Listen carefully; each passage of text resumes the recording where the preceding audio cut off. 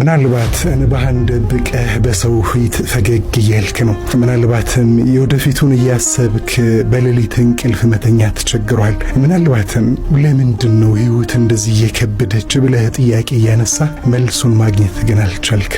ነገር ግን አስታውስ፣ ጠንካራ ልብ እንኳን ይደክማል፣ ጥሩ ሰዎች እንኳን ያለቅሳሉ፣ ነቢያት እንኳን ችግር፣ ህመምና ብቸኝነት ገጥሟቸዋል። ምክንያቱም ይህ ህይወት የፈተና መንገድ ነው። ነገር ግን ወደ አላህ የሚያቃርብ የሚያስጠጋ መንገድም ነው። እዚህ ተስፋ አትቁረጥ፣ ምክንያቱም እያንዳንዱ መከራ ፍጻሜ ያለው።